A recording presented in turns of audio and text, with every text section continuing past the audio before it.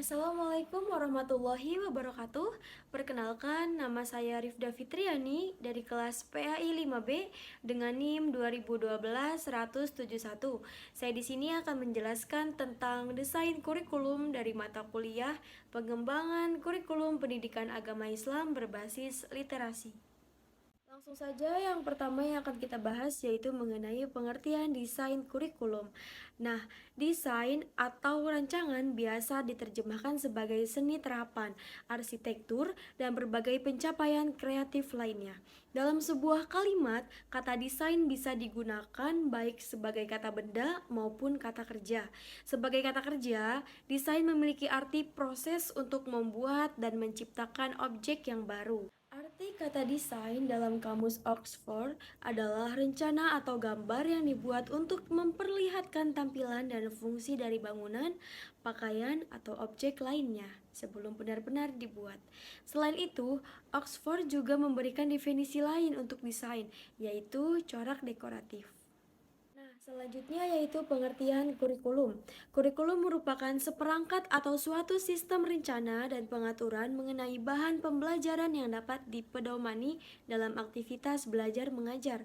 Intinya, kurikulum adalah rencana pembelajaran. Oleh karena itu, semua pihak yang terlibat dan berkaitan langsung dengan fungsi kurikulum ini wajib memahaminya. Nah, dapat kita simpulkan bahwa arti dari desain dan kurikulum adalah menjadi desain kurikulum yang mana artinya desain kurikulum adalah suatu rencana dalam hal-hal yang berkaitan dengan pembelajaran. Fred Versical dan Hellington pada tahun 1984 pada Hamalik mengemukakan bahwa desain kurikulum adalah pengembangan proses perencanaan, validasi, implementasi, dan evaluasi kurikulum. Dan menurut Nana S. Sukmadinata, desain kurikulum adalah menyangkut pola pengorganisasian unsur-unsur atau komponen kurikulum. Selanjutnya saya akan membahas mengenai karakteristik desain kurikulum. Karakteristik desain kurikulum dibagi menjadi 4 bagian. Yang pertama yaitu ada desain kurikulum subject matter, yang kedua ada desain kurikulum kompetensi, yang ketiga ada desain kurikulum humanistik, dan yang terakhir ada desain kurikulum rekonstruksi sosial. Langsung saja pada desain kurikulum yang pertama yaitu desain kurikulum subject matter yang bertujuan melatih peserta didik menggunakan ide-ide yang dimilikinya. Sumber tujuannya adalah sistem pendidikan klasik yang dimana mata pelajaran yang harus dipelajari karena seorang anak dianggap sebagai tabung kosong. Ciri-ciri umum desain kurikulum ini adalah berdasarkan atas suatu struktur ilmu, pola mekanik, dan memperhatikan isi dan proses belajar. Komponen-komponen desain kurikulum subject matter ini yaitu yang pertama ada tujuan, yang kedua materi, yang ketiga proses pembelajaran, dan yang terakhir ada evaluasi. Yang kedua yaitu ada desain kurikulum kompetensi yang dimana bersumber dari desain kurikulum kompetensi yang digunakan dalam bidang pekerjaan. Cara mengkaji pembelajarannya adalah kompetensi yang telah dirumuskan, dikaji untuk dijabarkan dalam bentuk sub-sub kompetensi. Ciri-ciri umum dari desain ini adalah berdasarkan atas suatu kompetensi tertentu, pola kerja sistematik, dan memperhatikan kinerja dan proses belajar. Komponen-komponennya yaitu ada tujuan, materi, proses pembelajaran, evaluasi. Nah, kelebihan dari desain kurikulum ini adalah efektif dan efisien, penguasaan materi terjamin, dan akuntabilitas terjamin. Namun, ada juga kelemahannya, yaitu metode cenderung seragam, kurang mampu memenuhi kebutuhan siswa. Yang ketiga yaitu ada desain kurikulum humanistik bersumber tujuan dari desain kurikulum yang sifatnya pribadi yang ingin dibentuk oleh pendidikan atau kurikulum itu. Nah, ciri-ciri umum desain kurikulum humanistik ini adalah berfokus pada sifat kepribadian, individual, dan pengembangan diri. Komponen-komponennya adalah ada tujuan, materi, proses pembelajaran, evaluasi. Nah, tentunya desain kurikulum humanistik ini memiliki kelebihan dan kekurangan, yang dimana kelebihannya adalah pengembangan sifat kritis dan kelemahannya adalah sulit dilakukan, dipengaruhi pengalaman individual secara total, sulit melihat dampaknya, dan tak dukungan publik. Yang terakhir Terakhir yaitu ada desain kurikulum rekonstruksi sosial, bersumber tujuan dari kebutuhan mutakhir yang terkait dengan sosial kemasyarakatan. Cara-cara mengorganisasikannya ini pembelajaran dikemas dalam bentuk aktivitas pembelajaran kemasyarakatan. Masyarakat punya keyakinan bahwa sekolah adalah laboratoriumnya masyarakat. Dengan begitu, masalah-masalah yang ada pada masyarakat coba untuk didiskusikan di sekolah dan dikaji lebih jauh. Nah, ciri-ciri umumnya adalah berakar pada masyarakat atau problem masyarakat, dan komponen desain kurikulum ini adalah tujuan, materi, proses pembelajaran, dan evaluasi. Serta ini juga memiliki kelebihan dan kekurangannya. Yang pertama yaitu ada kelebihan desain kurikulum rekonstruksi sosial ini adalah memenuhi kebutuhan individual, serta kelemahannya itu tak mampu memenuhi semua tujuan masyarakat. Baik, saya di sini akan membahas mengenai materi yang selanjutnya, yaitu mengenai sifat-sifat desain kurikulum. Sifat-sifat desain kurikulum terbagi menjadi beberapa bagian. Yang pertama yaitu ada strategis, yang kedua ada komprehensif, yang ketiga ada integratif, yang keempat ada realitis, yang kelima ada humanitis, yang keenam adalah futuralistik, yang ketujuh ada desentralistik. Pada sifat desain kurikulum yang pertama yaitu ada strategis, yang dimana karena merupakan instrumen yang sangat penting untuk mencapai tujuan pendidikan nasional. Yang kedua ada komprehensif, yang mencakup keseluruhan aspek-aspek kehidupan dan penghidupan masyarakat.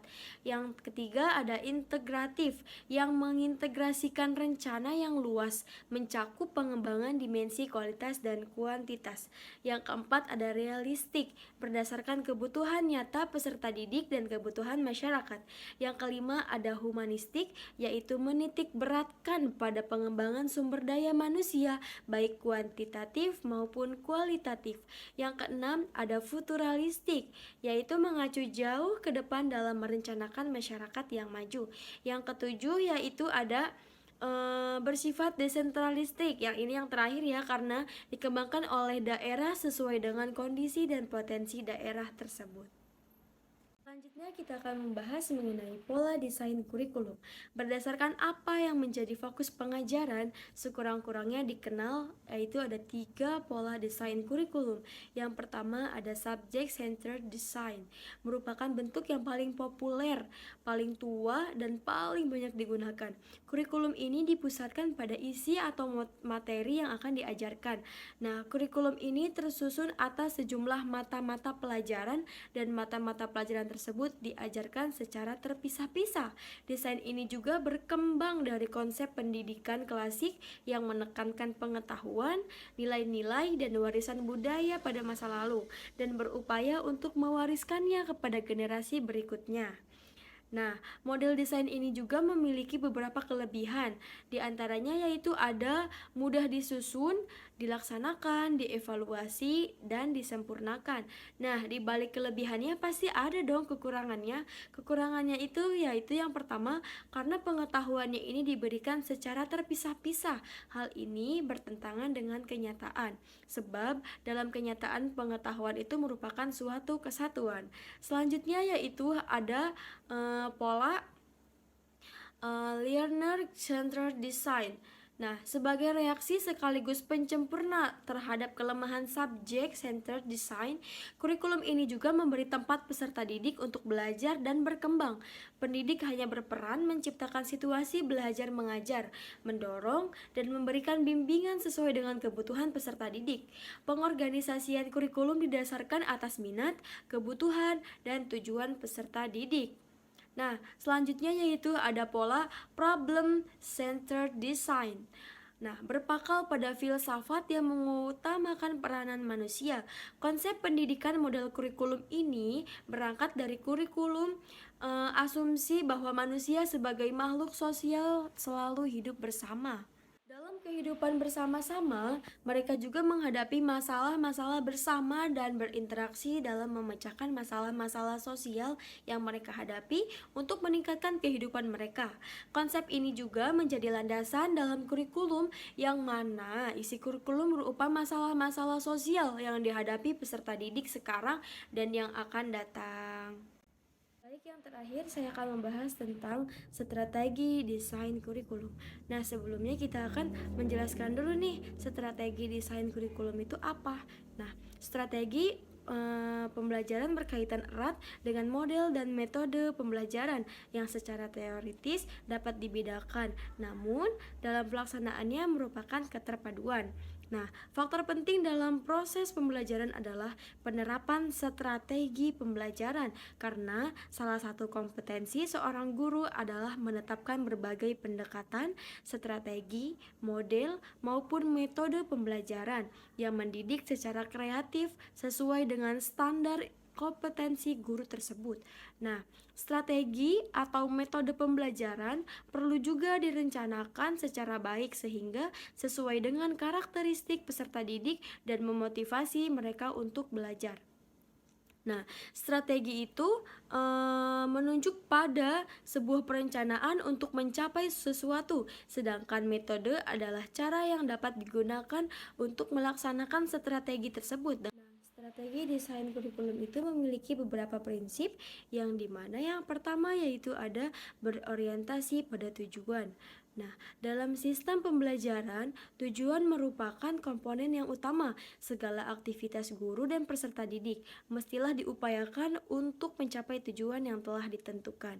Ini sangat penting sebab mengajar adalah proses yang bertujuan. Oleh karenanya, keberhasilan suatu strategi pembelajaran dapat ditentukan oleh keberhasilan peserta didik mencapai tujuan pembelajaran. Guru dituntut untuk menyadari tujuan dari kegiatan mengajarnya dengan titik tolak kebutuhan siswa. Yang kedua yaitu ada aktivitas.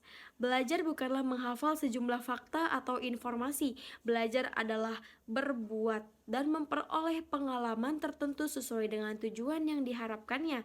Oleh karena itu, strategi pembelajaran harus dapat mendorong aktivitas peserta didik. Aktivitas tidak dimaksudkan tidak tertulis pada aktivitas fisik, akan tetapi juga meliputi aktivitas yang bersifat psikis seperti aktivitas mental. Dinamika perkembangan psikologis dan fisiologis yang normal dan baik akan sangat mendukung proses pembelajaran dan pencapaian hasilnya. Yang ketiga yaitu ada individualitas, yang dimana mengajar adalah usaha mengembangkan setiap individu siswa, dan pada hakikatnya yang ingin dicapainya itu adalah perubahan perilaku setiap siswa, walaupun yang diajarnya adalah kelompok siswa dan standar keberhasilan guru ditentukan setinggi-tingginya. Semakin tinggi standar keberhasilan ditentukan, maka semakin berkualitas proses pembelajaran, namun tetap dengan memperhatikan kapasitas dan kemampuan siswa tersebut. Nah, yang terakhir itu ada integritas. Integritas itu mengajar harus dipandang sebagai usaha mengembangkan seluruh pribadi siswa. Strategi pembelajaran harus dapat mengembangkan seluruh aspek kepribadian siswa dengan terintegrasi. Nah, penggunaan metode diskusi misalnya, guru harus dapat merancang strategi pelaksanaan diskusi tersebut. Tak hanya terbatas pada pengembangan aspek intelektualnya saja, tetapi harus mendorong siswa agar mereka bisa berkembang secara keseluruhan. Guru juga mampu mendorong siswa agar dapat menghargai pendapat orang lain. Nah, mendorong siswa juga agar berani mengeluarkan gagasan atau ide-ide yang orisinil. Mendorong siswa untuk bersikap jujur, tenggang rasa, dan nilai-nilai sebagainya. Alhamdulillah, selesai juga pembahasan kita pada kali ini. Saya mengucapkan beribu-ribu terima kasih. Mungkin hanya itu yang dapat saya sampaikan. Semoga pembahasan ini bermanfaat untuk kita semua. Terima kasih. Wassalamualaikum warahmatullahi wabarakatuh.